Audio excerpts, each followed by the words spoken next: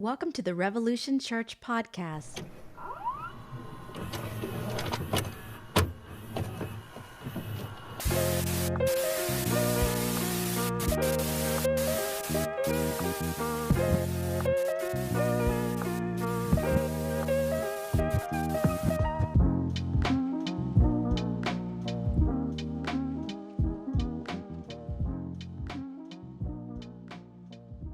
I'm blind without my glasses.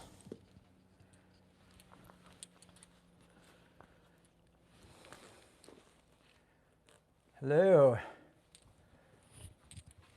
Whew. I could use some sun.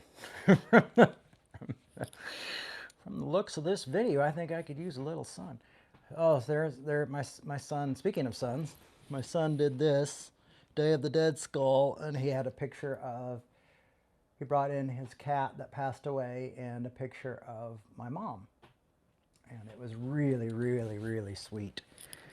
And the teacher was like, "Who's related to Tammy Faye?" And of course, maybe the one with the last name Baker. I don't know. Hello, Chicago. So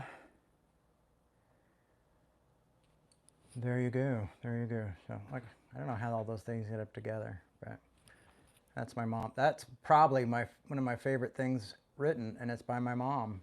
So I Gotta Be Me. It's really good. And this one right here is written by Jason from Sleaford Mods. So there you go. Good morning. Welcome to Revolution. Did some studying this morning at Starbucks. I hope everybody had a good Halloween. I certainly did. It was fun. The kiddos, man, I love it. My kids are crazy about Halloween. So last night the time changed, and of course my daughter last night didn't feel good, so she came and laid in my bed, and then my son didn't want to be alone, so he came and laid in my bed, and so then I had to go lay crossway where their feet was. So any of us could have room. They keep saying I need to buy a king size bed. I'm like, well, you guys aren't supposed to sleep in my bed. But we did. So my extra hour of sleep.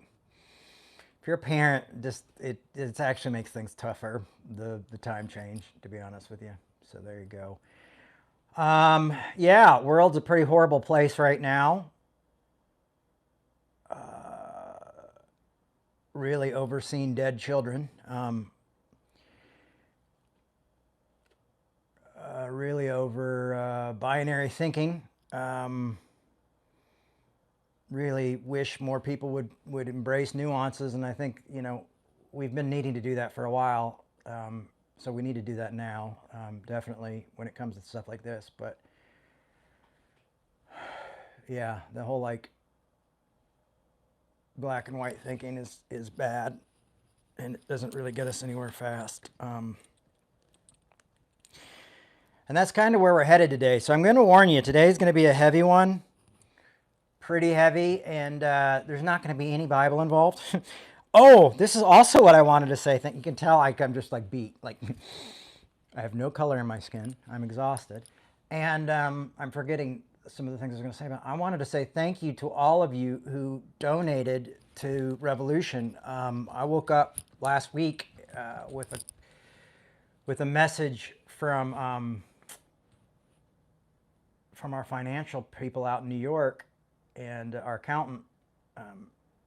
accountant's assistant. I mean, there's a bunch of people who work at this accountant's office, basically saying hey, you guys don't have any money, and you're not getting paid, and this isn't going to happen, and we're not getting paid because I have to pay them as well, and so we don't know what to tell you, and I was a wreck, and I was really scared because I've been trying for jobs. I just got turned down yesterday by Trader Joe's. I don't know why. I've been doing this for 30 years, but I think I'm more capable than just sitting in front of camera and talking about Bible stuff. Like, I think I can stock shelves okay.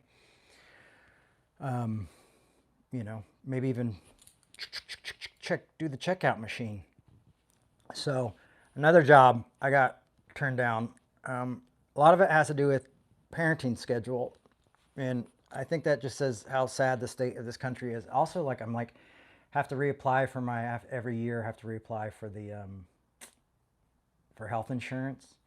I mean, man, it's like a never-ending thing. So I got turned down for this job yesterday. But anyway, get a call. Revolution's not having me any. So I'm like, okay, well, Revolution doesn't have any money.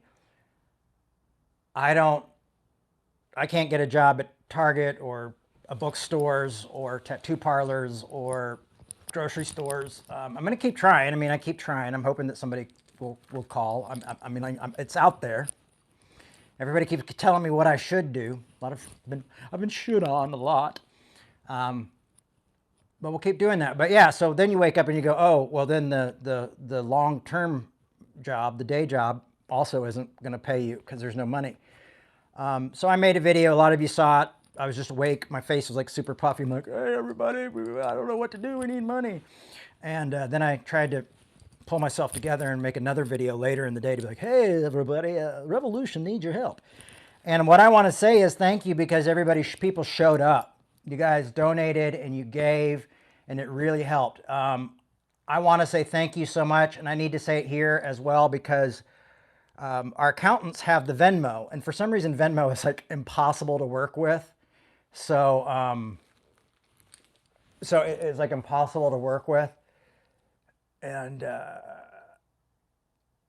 so they have the Venmo account, and like I'm like I want to write thank yous. Like, well, we don't really get some don't have emails, some do. So they sent me a couple emails. So a few of you will get thank you letters.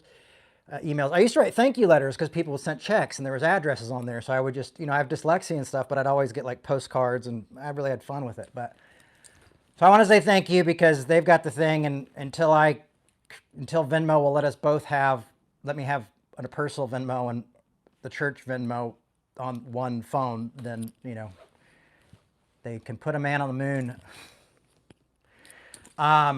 They say, but they can't give you 2 Venmo accounts. All right. Well, I just want to say thank you for your donations, and you guys were a real lifesaver. It really helped. And so for those of you who gave, unfortunately it's like every, 2 weeks we have to go through that round again, and it's, it is what it is. I've also been working on,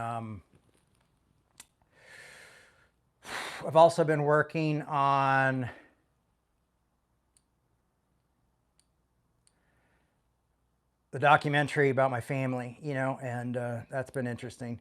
I don't know, like, if it'd ever be possible for people to ever actually really know that story completely, like, because everybody's got opinions, and so it's a tough one to tell, with all the positive thinking people out there.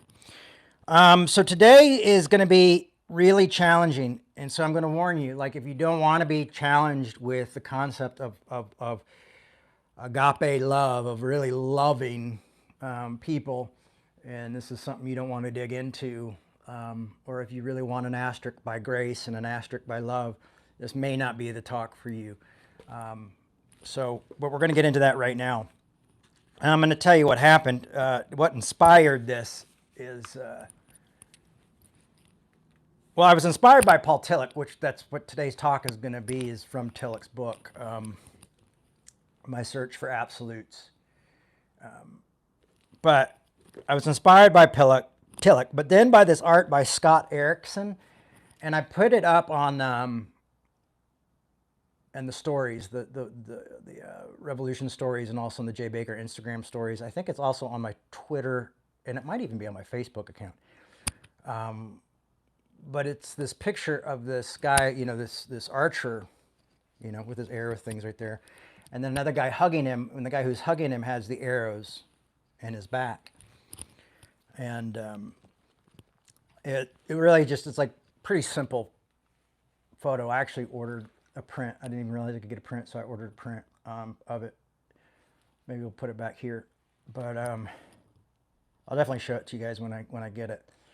But it just totally reminded me what I was reading about Tillich, what Tillich was saying about agape love, and I was like, wow, I felt like this is really cool. Something's happening here. And then I went on Twitter yesterday, and Twitter's just become like an arguing machine. And it's really weird because a lot of people I really respect that watch argue with other people on there. And I'm going like, maybe arguing in public isn't the best thing for our careers. Of course, it seems like the people who argue most get more followers. So I don't know how it works.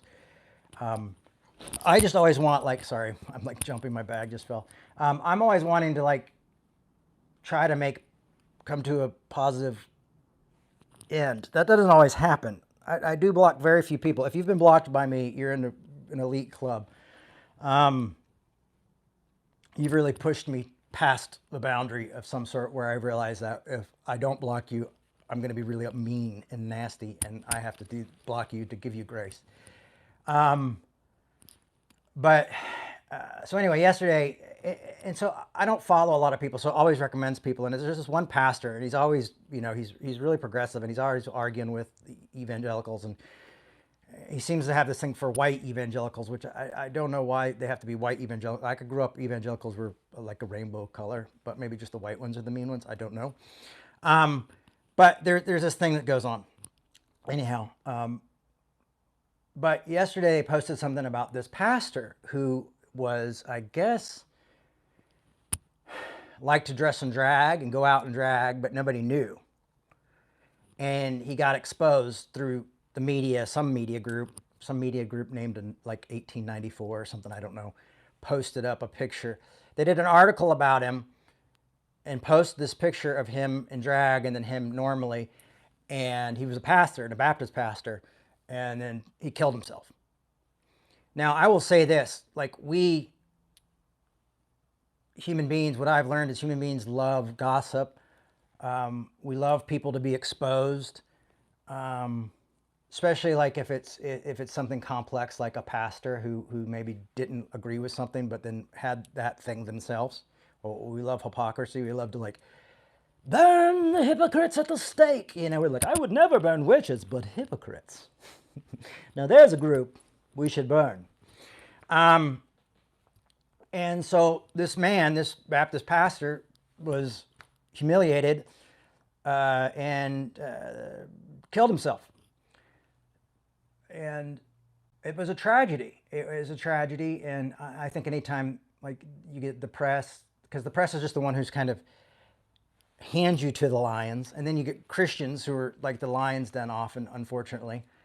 And then you get like a group of complicated Christians coming together because they'll all, conservatives will have the opinion and the liberals will have the opinion. And, he was a conservative who did something liberal. So it's like, oh, there's all sorts of juicy details here. But mostly it was just sad. And it's really sad that like we don't hold like media accountable or each other accountable. So I would say like as much as the people who bullied him, the shame he carried, to blame is not just from the church, but also the media as well.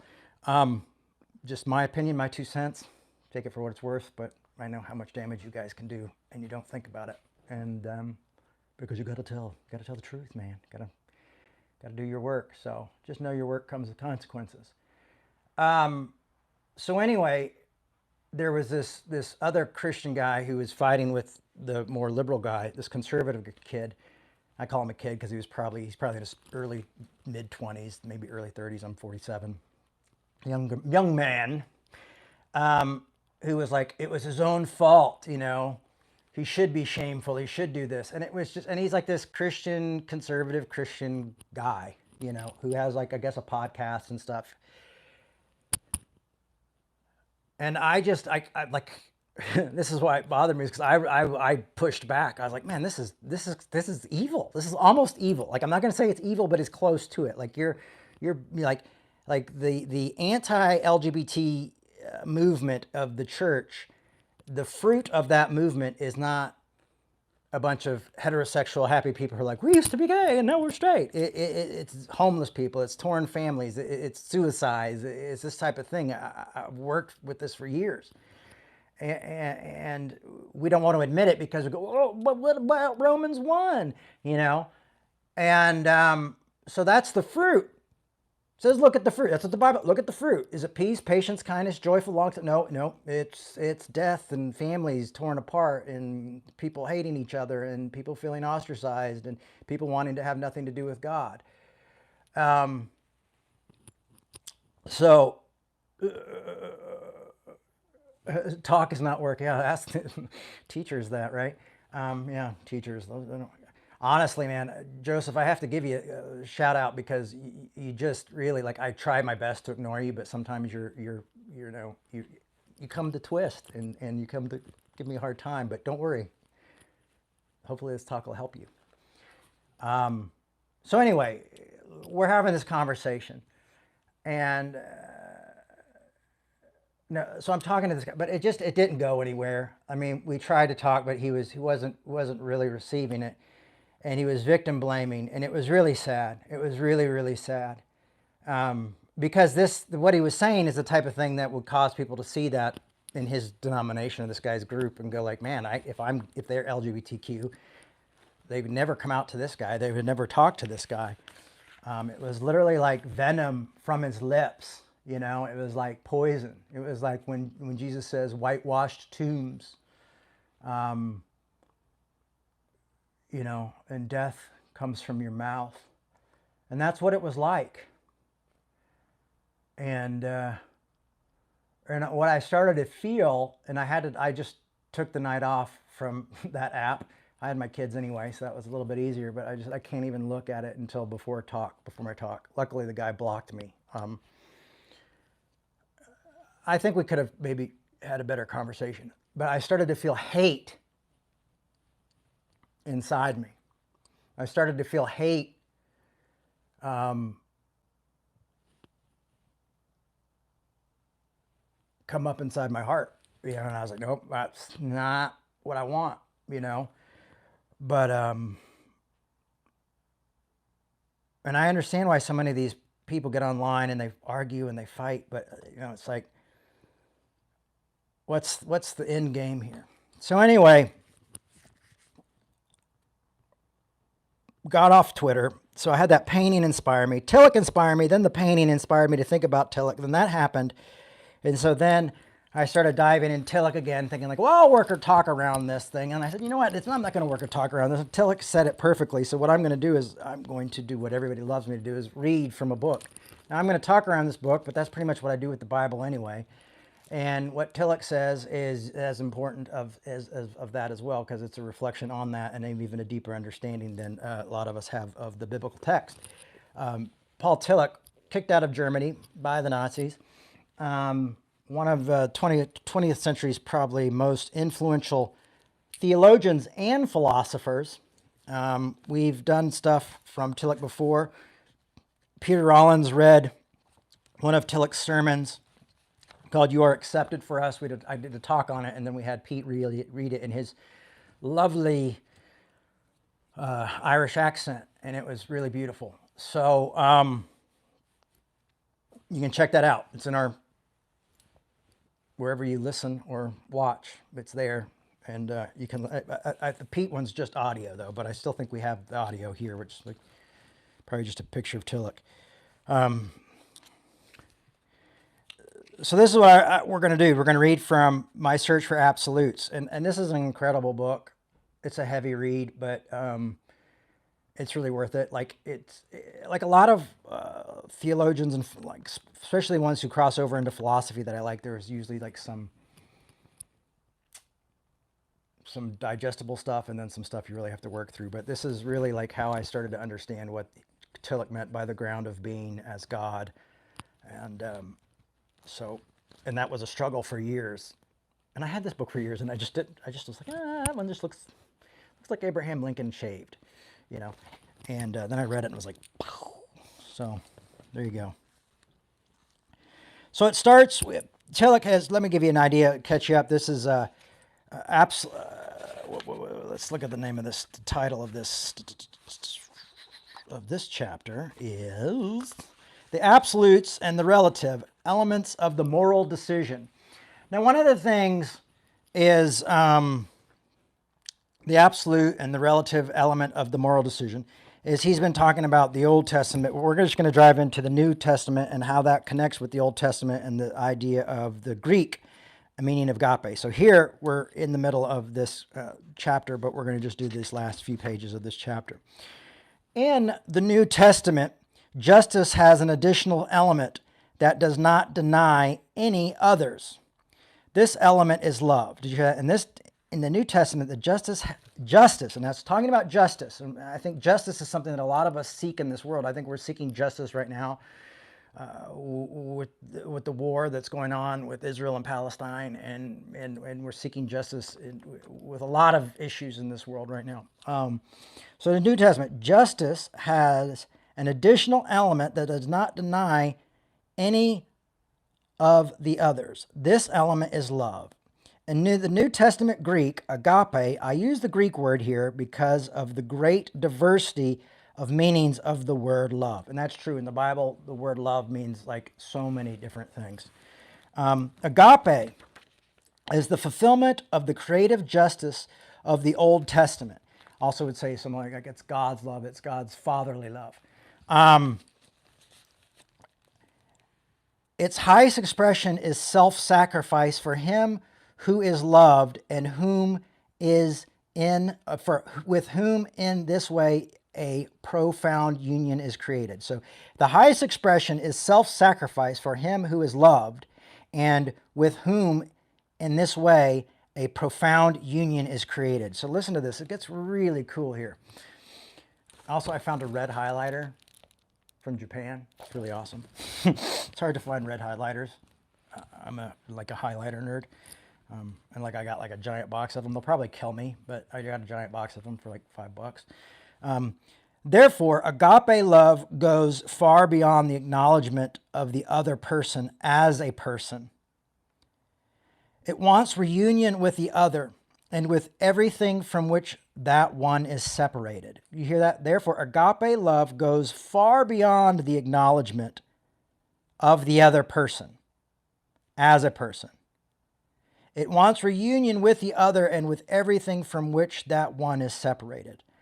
Love in its character of agape is the absolute moral principle, the ethical absolute for which we were searching. So it's saying if you're looking for this moral principle, an ethical absolute, something that's outside of relativeness, for which we were searching, it's this agape love. However, to be correctly understood, it must be purged of many wrong connotations. Love as agape has the basic principles of justice within it. If people deny justice to others, but say they love them, they miss completely the meaning of agape. Did you hear that? If people deny justice to others, but say they love them, they miss completely the meaning of agape. They combine injustice with sentimentality and call this love. And so often, and that's how I felt like this young man yesterday was speaking about this pastor who took his life, was this idea of this combination of injustice with a sentimentality. You know, like, well, you should have known better. Well, I mean, that's just the price you pay. You know, oh, well, you know, you should be ashamed of yourself, you know, that kind of thing. Too bad you couldn't man up and live up to the shame, you know, that kind of horrific thing. This like counterfeit love. And this counterfeit love is something we see so often in Christianity and in the church, because we see people who don't understand love or read the Bible and have this idea of like, well, there's got to be control, and there's got to be the book of Revelations, there's got to be blood pouring down, and there's got to be this weird type of love that, you know, with a sentimentality, but it's not really love, and it kind of demands its own way and doesn't really want justice for the other person. It just wants its own way, and that's how I love. You know, so often it would be like, oh, we have this free gift of salvation. Come down to the front. God loves you just the way you are. You know, and then you'd say the prayer and do all that stuff, and then they're like, now you got to give up everything. And you're like, whoa, wait a second. I thought this was free, and now I've got to give everything to you? So it's kind of like the bait and switch kind of idea. I grew up within the Assemblies of God. You may have grown up with something very different.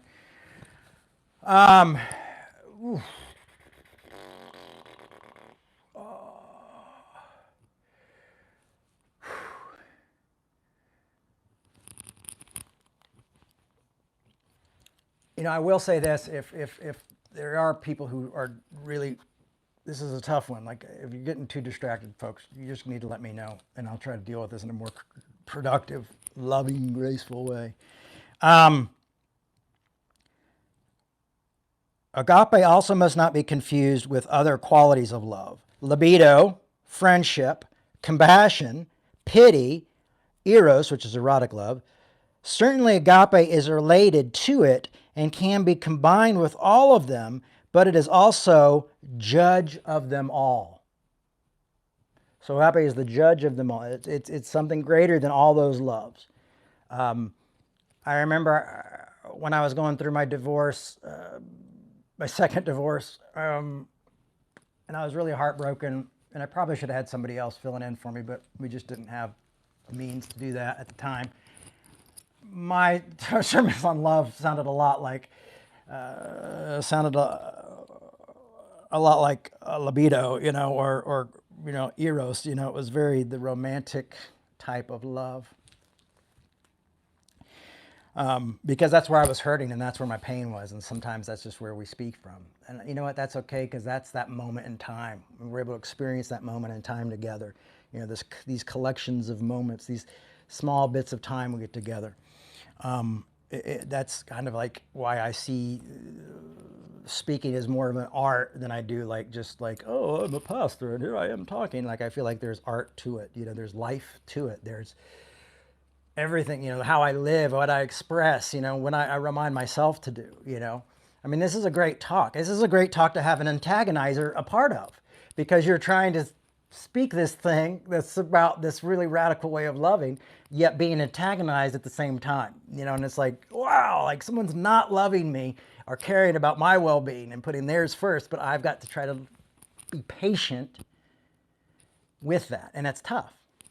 So you get to see the whole shebang right here, live via internet. Be better if it was satellite, right? Now listen to this. So certainly it's the judge of them all. Its greatness is that it accepts and tolerates the other person, even if he is unacceptable to us, and we can barely tolerate him. Now what's amazing about this, if you've heard Tillich's talk, You Are Accepted. He's got 3 books of sermons. I mean, Tillich's got all these great books. I mean, he just was a genius. He was German genius. He had to learn English when he moved to America. Really bright fellow.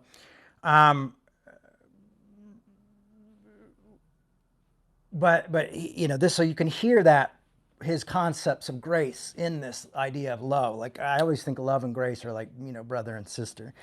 Its greatness is that it accepts and tolerates the other person, even if he is unacceptable to us, and we can barely tolerate him. So there's something that this agape that within us that we can try to live, that we can choose to be a part of, that has to come above even that intolerance. And so when I woke up this morning and I was going to reach back out to that gentleman I was arguing with and see what was going on, I found out I was blocked, but it was this idea of I'm going to choose the agape love here. I'm going to see if there is a way to not okay or wink at their horrific judgment, but to have a deeper conversation to see if we can expose misinformation, if we can expose kind of the hypocrisy that's happening there, but we can do it in a way that's civil. It's not easy work, and it's not really probably made for, especially somewhere where like Twitter, where it's like you only have a certain amount of words you can use. It aims is union that is more than union on the basis of sympathy or friendship, a union even in spite of enmity.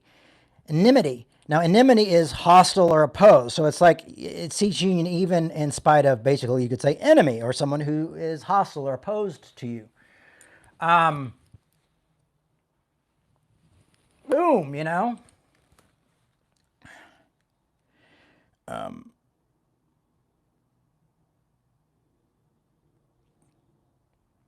loving one's enemy is not a sentimentality. And I think this is what we get caught up with, and I think this is what we see a lot of, and I see this a lot online, especially when I bring up grace or I bring up things about listening to others or arguing well or not scapegoating or things like that. I often get people being like, I'm done with that. I don't deal with those people anymore. And it's usually really progressive people.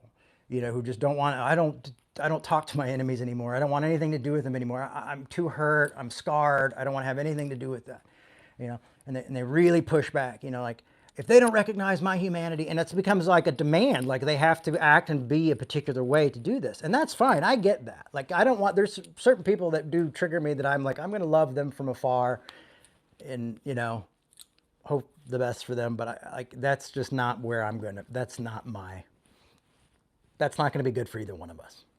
So, man's got to know his limitations. But I think we get it because we get it confused with this type of like sentimentality, like this sentimentality. Oh, I'm not going to do that. But listen, so loving one's enemy is not a sentimentality.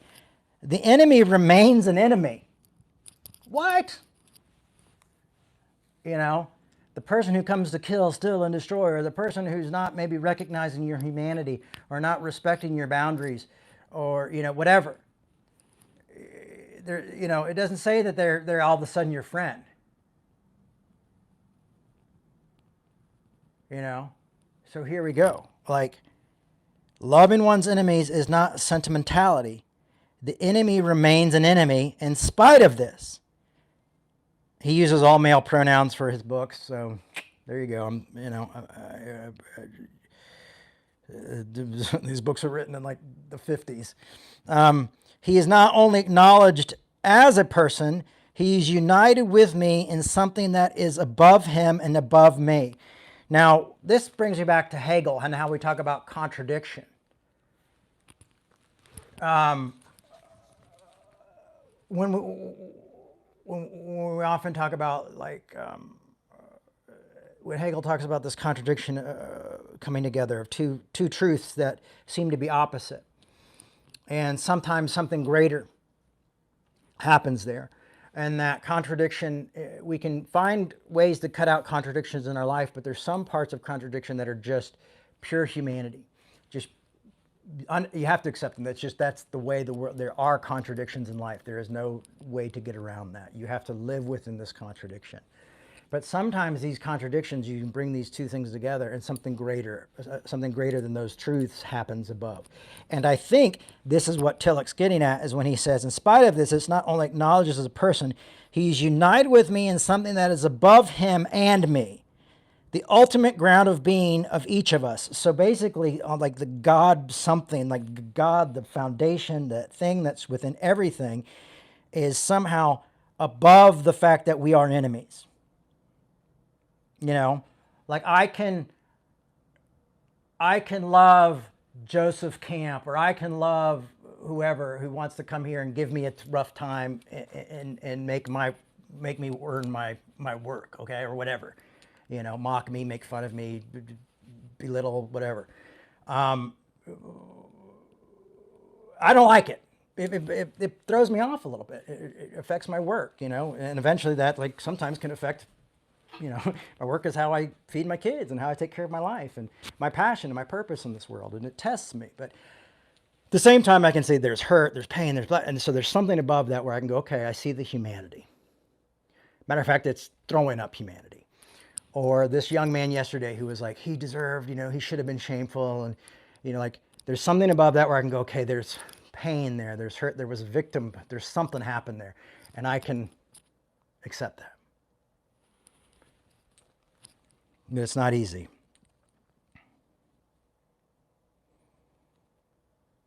So one remains an enemy in spite of. He is not only acknowledged as a person, he is united with me in something that is above in me. So there is like we are a group of people, and there's a group of us here together, and we don't all agree. And one of the points of revolution is that we try to argue well, we try to disagree well, we try to respect each other, but not everybody does that. And we're still trying to, so I mean, it's not a safe space. That's fine, because I don't believe there are any really safe spaces in this world. But the ultimate ground of being in each of us is agape, the absolute moral principle, the star above the chaos of relativism. So right now we have a lot of relativism happening, a lot of chaos happening, but there's the agape, the love, the star that happens above all of this. However, we need more than one star to guide us. Amen. A second is like the concrete situation to which love turns in a way. I like to call it listening love.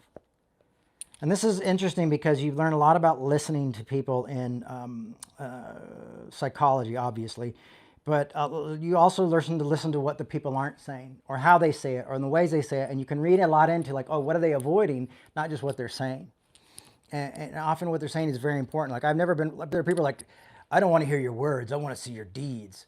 But like Freudian philosophy does not necessarily buy into that idea. It's like, no, we're going to listen. We're going to find your motives. We're going to see what's going on through what you're saying, through your words, through what you're communicating, even consciously and unconsciously.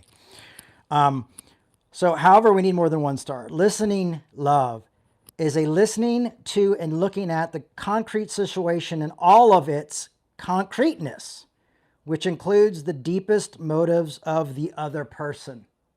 Did you hear that? The situation in all its concreteness, which includes the deepest motivation of the other person.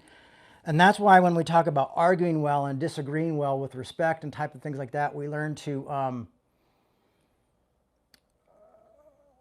when we argue, we got to listen. When we're arguing well, it's not just arguing well, it's also listening well. And so hopefully that's covered in the arguing or disagreeing, is that I'm speaking, then you're speaking. I'm not yelling at you. I'm not just throwing shit at you and then flying away. You know what I mean? So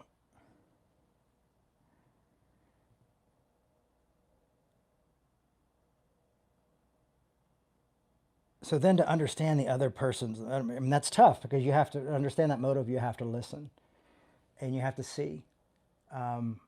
And sometimes it comes clearly through, even though they don't mean for it to, that they don't, when you see a lot of anger and a lot of poison and a lot of, you go, oof, okay, you see other things. Today we can understand the inner situation in another person better than people could in earlier periods.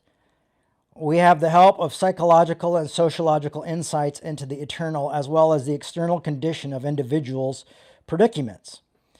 These can be of aid to agape in its listening to and looking for at the concrete situation. So some people are like, oh, how do you read Freud? He did cocaine and he was a weirdo. I'm like, no, they're like Freud did some solid work. And also, just to be honest with you, he wrote so normal people could read his work, and that's appreciated. So there's a lot of good stuff. I mean, I don't agree with anybody 100%, but there's a lot of good stuff that's come out of that for me.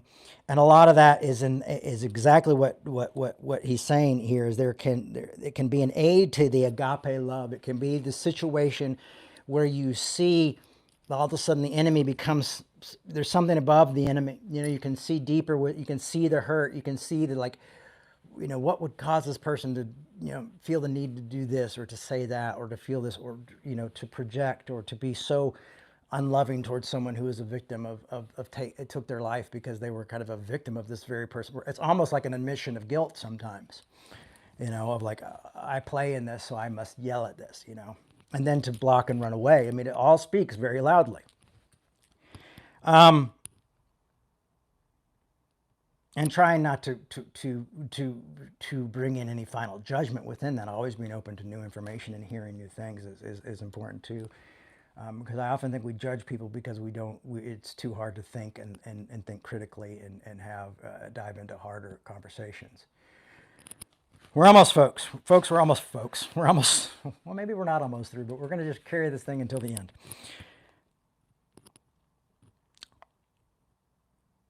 Such a commandment, so concrete. Listening love takes a place of mechanical obedience or to moral commandments. So this isn't about a moral commandment. This isn't about the 10 commandments. This is not about being obedient. This is above that. Again, like we had to die to the law. Like grace is something that's like anarchy. It's for everybody. Love is in a similar way. If agape love is a similar way, it's like it doesn't follow your rules and regulations. It doesn't sign up to be a member of your church or your, your denominational rules or your ways of thinking or your Western ways or your Eastern ways or this way. It's just this thing that goes above those things. And if we can grasp it a little bit, we can see the world change. We can see people change, and we can have really horrifically tough conversations with people that we thought we could never be in a room with. And that's revolutionary. That's what's going to change the world. Speaking truth, helping us realize like how much capitalism plays into our, into our life system and into identity system and all of these different politics that where they go from. It's the importance of studying. So listening love takes place of mechanical obedience or to moral commandments. So you're not just, so I'm doing what I have to. I'm going to love you because I have to. And you're going, oh, okay, I'm going to listen. I'm going to see what the pain is. I'm going to be a little bit more human here. And I think that's one of the things that love does is it requires us to be like, that's what makes us human, is the ability to do this, the ability to go like, I'm going to deny the hate and the spite, and I'm going to dig a little bit deeper and see what's greater. I'm going to embrace the contradiction here of loving an enemy who is still an enemy, because that is a great contradiction, whether Tillich knows what he's saying here or not. But I mean, that agrees completely with the work of Hegel. Like, this is the God above God. This is the God that shows up when the God of our understanding disappears.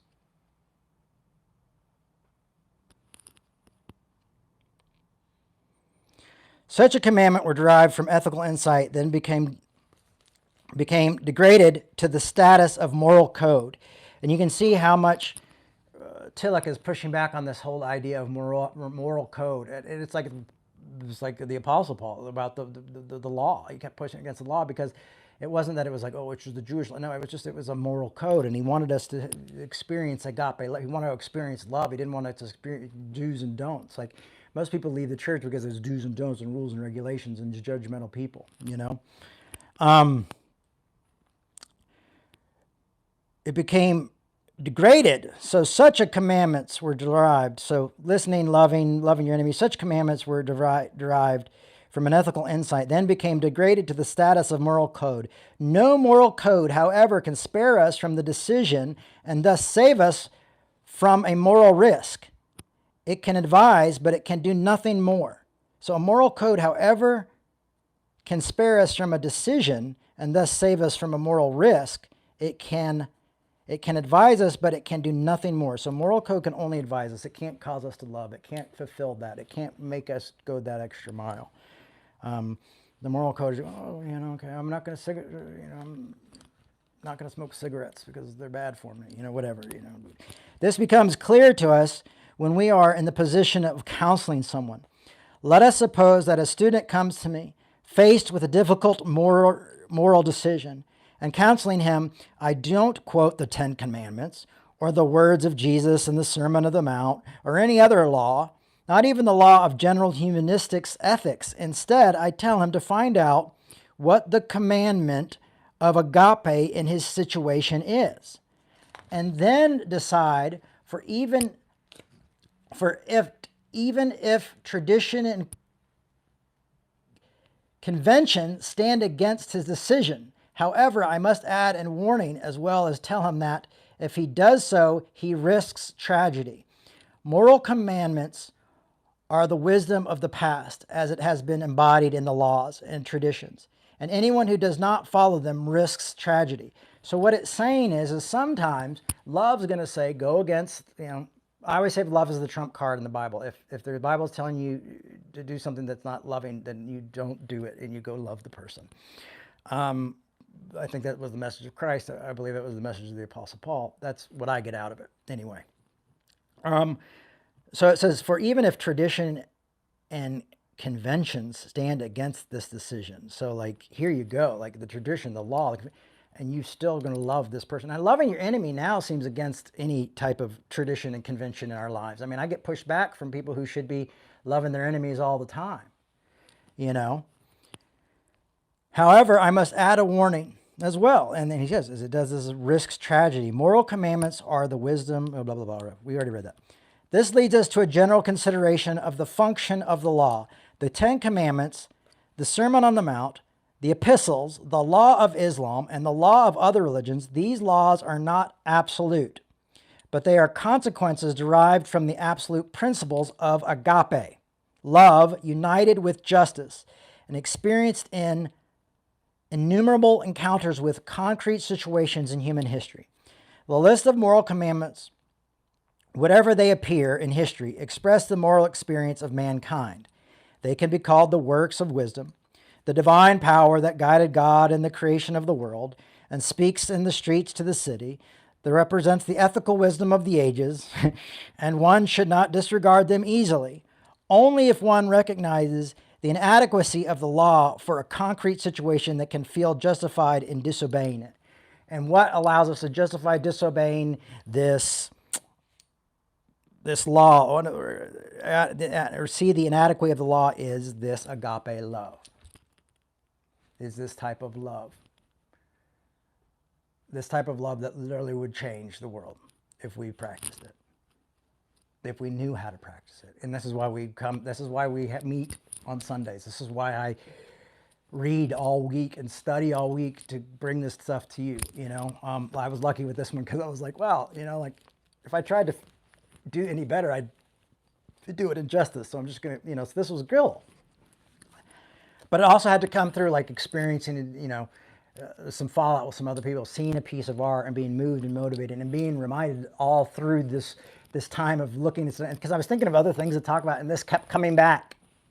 A beautiful piece of art, and I had to interact with this art, and I had to see it, and I had to think about how does this affect me personally? Who is the archer? Who are the arrows? Am I the archer? Am I the one putting the arrows? You know, like, what is this agape love really about? You know, and I honestly, for years, did not, and even just most of my, I don't like the word agape because I heard it growing up my whole life and never used in the way that it's being explained in this book.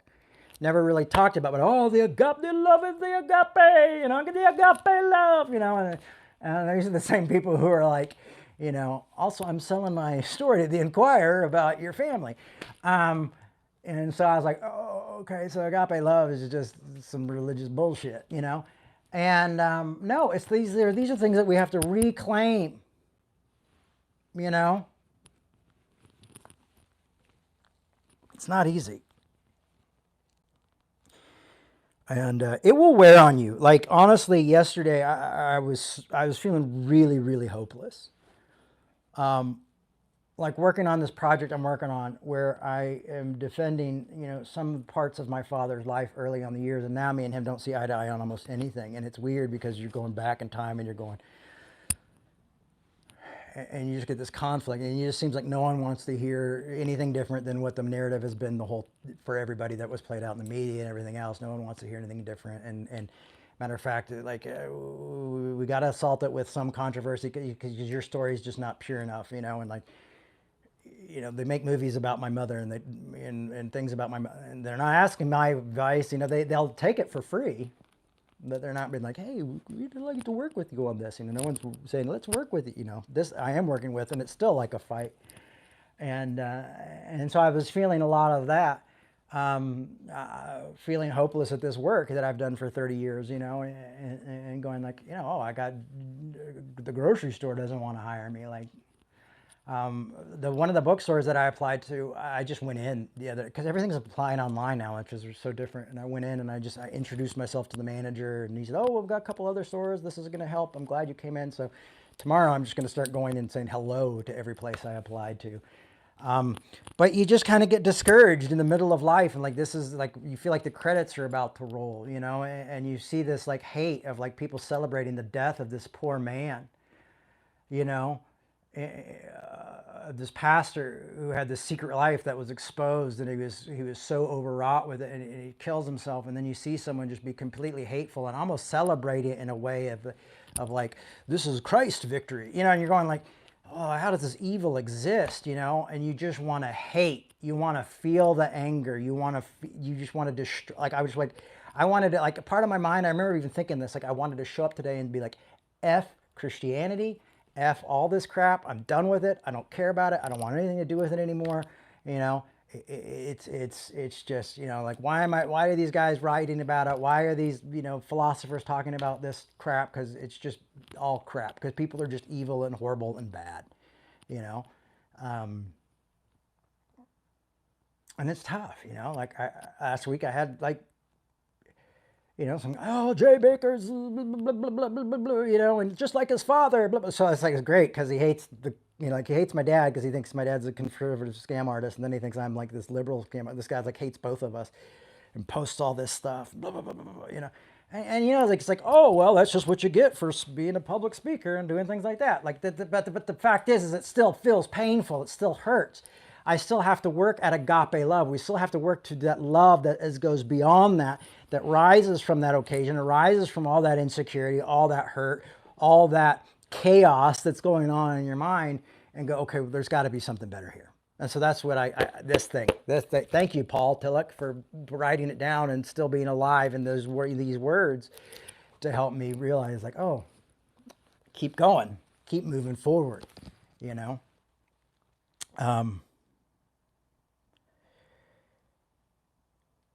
I want to say two things about those who dare to make genuine moral decisions, and making such a decision courageously, guided by the principles of agape, looking with listening love,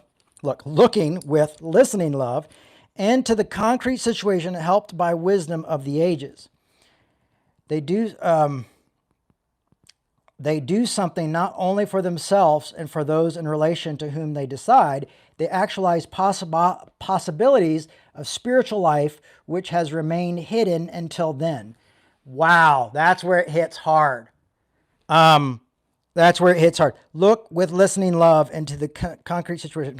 They do something not only for themselves. So when we have this agape love, this listening love that goes beyond this moral, with these moral decisions, rather it's kicking against it or going with it, they do something not only for themselves and for those in relation to whom they decide. The actual possibility of a spiritual life which had remained hidden until then. Something new happens, a new kind of Christianity. You remember when Brian McLaren wrote all those books back in the day, and they were really great, a new kind of Christianity. And so you go deeper, and then you have this agape love, and then all of a sudden, all these religious rules and regulations and all this stuff just time to go to like, oh, it's done, I just can't, whatever, Therefore, they participate creatively in shaping the future of ethical conscience. So this is what Revolution and we are all here trying to do, is be a part of this reshaping of an ethical conscience that says we've got to love each other, we've got to have these tough conversations, we've got to have grace, we've got to have love, and we're going to have to do it even in the midst of them being our enemies, because nothing's changing. Things are getting worse. We're becoming more divided. We're becoming more angry. Like I'm finding it harder and harder to hold my temper in sometimes. I'm finding it harder and harder to keep, that agape love going. But that's why we've got to do it together, because we've got to remind each other. We've got to be there for one another. We've got to be encouraging one another to do this type of thing.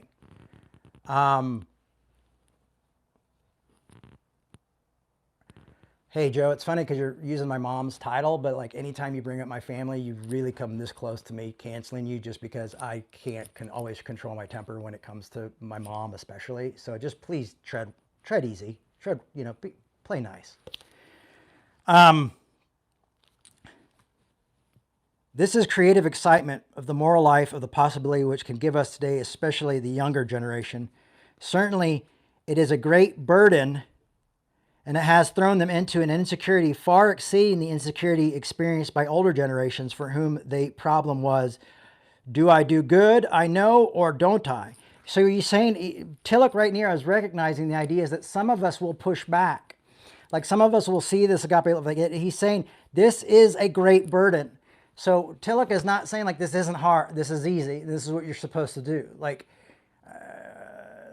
Tillich is recognizing like, hey, when you love people who don't love you, when you love people who judge you, when you love people who disrespect, it's not easy. It's transformative. It's almost what we would call a miracle in our language now. If really practiced, we would see miracles kind of happening that would seem almost like miracles. Like, Dr. King knew what it was. Nonviolence plays a huge part in what this work is. Actually, Dr. King's one of his heroes, one of his favorite writers is Paul Tillich. So he recognized that burden. And he's saying, like, the older generation was like, do I do good or don't I do good? You know, and it's funny because he's talking about this from the 60s, but I almost look at that as like the denomination I grew up in.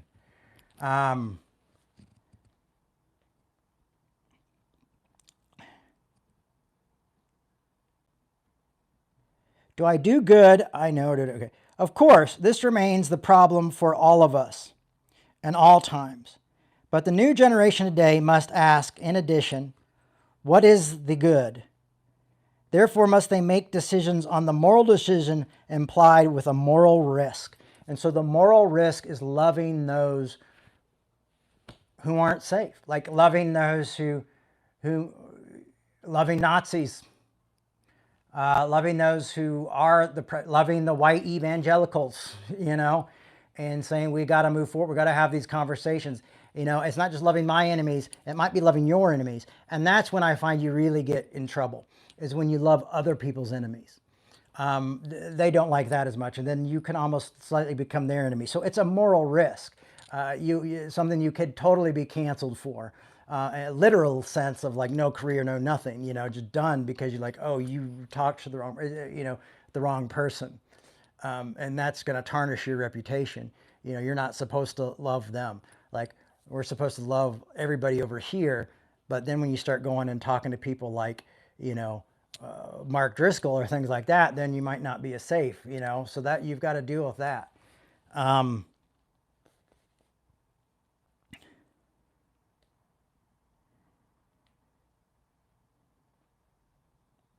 So, and listen to this. So therefore, they must make this decision, a moral decision, imply moral risk. However, even though the decision may be wrong, listen to this. So you might make the wrong decision when it comes to this type of love and bring suffering. The creative element in every serious choice can give us the courage to decide. The courage to decide and the courage to make decisions after that, new decisions, new ideas. It can give us the courage to have better, like, this cost me this, but this is going to help me make courage to decide in these different decisions, the courage to risk it all, the courage to do this, or the courage to maybe back up a little bit. But it's going to give me wisdom and the courage to decide. And I love that. Though this was the first thing I wanted to say about those who dare to make genuine moral decisions. Now I shall say, and we're done. We're almost done, guys. Like, boom, right there. Now I shall say this, the second thing about them. The more seriously one has considered all the factors involved in a moral decision, the absolute as well as the relative factors, the more one can be certain that there is a power of acceptance, which we hear about Tillich talk about, and you are accepted, which is such a great talk. The more one can be certain that there is the power of acceptance and the depth of life, which is the power of being, or some people call God, or this. It is the power by which life accepts us in spite of the violation of life we may have committed by making the wrong decision. Do you hear what it says? Here, you might make the right decision. You might do the wrong decision, but it's going to give you a courage to make a decision. And it's for those who dare. And down here it's saying the power by which life accepts us in spite of the violation of life may have committed by making the wrong decision. So you are accepted. What the power of acceptance in spite of is what he's saying is grace. In spite of your failures, in spite of your faults, you know, in spite of your insecurities, you are accepted. And he's saying the more can be certain about this power. So the more we are certain of grace, the more we accept that we are accepted, the more that we accept that the other accepted, something more powerful happens. And the more we're able to live with an agape love and to live with the concept of showing grace and love towards others. And maybe even drawing boundaries when we need to draw boundaries, but maybe keeping a door in that boundary. And this is Tillich ends it up here. The mixture of absolute and the relative in moral decisions is what constitutes that danger. And it's their greatness. It gives dignity and tragedy to a man, creative joy and pain of failure.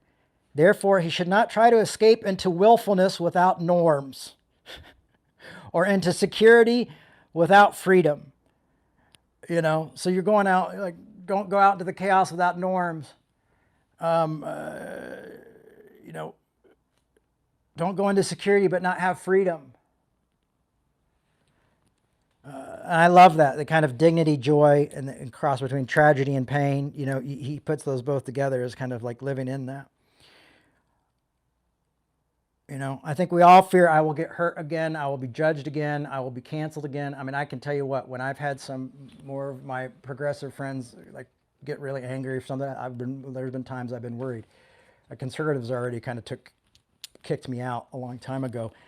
But I still love them, still want to work with them, still going to have these hard conversations and go, hey, we got to look at this different, you know, like my own brother. We have different views on the Bible, but we talk and we share things with each other. And I shared Dan's stuff with him, and I think, you know, he must think Dan's from another planet sometimes. But what's happening is the world is crawling out for those to take a risk. The world is calling out for those to rebel in such a way that they practice agape love. And that's the real rebellion. To me, that's what punk rock is. It's asking for the truth and trying to deliver the truth and bring the truth.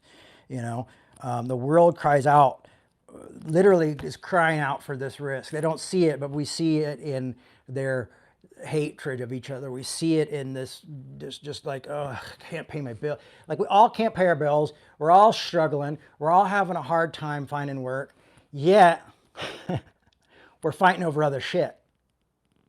You know, and we can barely, you know, a lot of us are one medical bill away from being homeless. Yet we're fighting over identity politics. Yet we're fighting over conservatives and Democrats who both seem to really love corporations, you know, and don't really seem to have our best interest in mind. Yet we're willing to dedicate our lives to this system. You know, Agape Love says more. Take a bigger risk. Rebel. Be a rebel. You know, and love in a really dramatic way.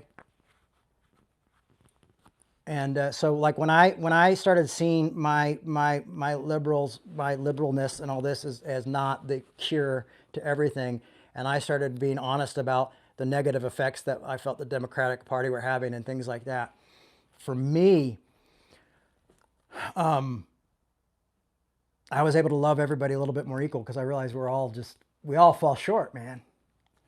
When you're able to love this way, you start to see, oh, you know, they're stuck in this situation. And sometimes we should be grateful that we're not stuck in that situation. Some of those hateful people want to be out. But the problem is when we take the hate from that situation and continue and then put it towards that, you know, like we become almost those things that we hate.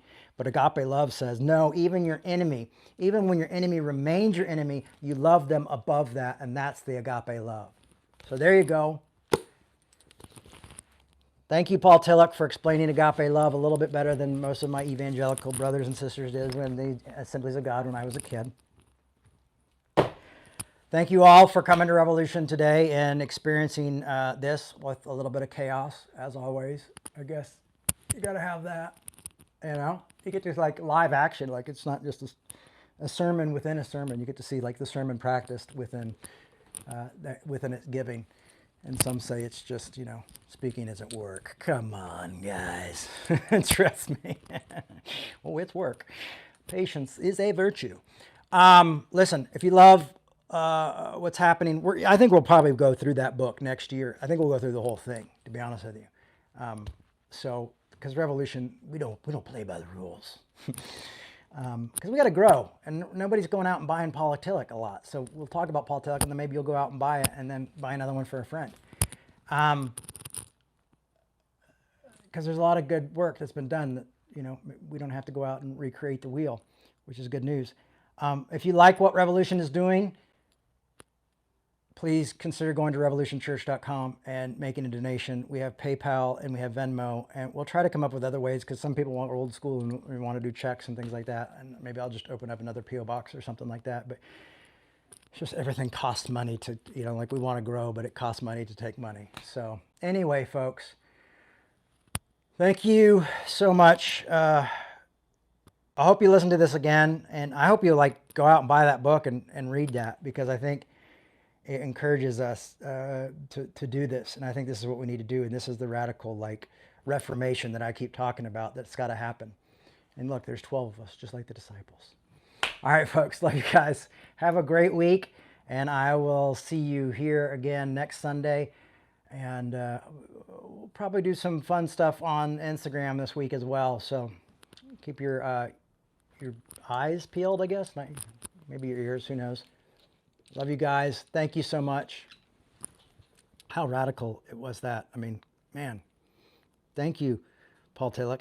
Thank you, Hitler, for kicking him out and not killing him. So we got a good one there, didn't we? We got somebody who really is encouraging us to do revolution, like from a book from 1960s, and it's a library book at that. So we got to use it, because obviously the people back then didn't use it the way we needed to be used. So we're here. So let's use it. Let's use that. Let's use these tools and love people better, love each other better, treat each other better, care about each other. You know, let's not fight with each other. Let's each other heal and create a better world for each other. Seriously, we can do this, folks. I believe in it. I really, really believe it. And that's why I do this work, because I firmly believe it. And that's why this is my passion, and why I've woken up for almost 30 years every day thinking about revolution and you folks and all the folks that have been a part of this for 30 years. Thank you. Love you guys. Bye-bye.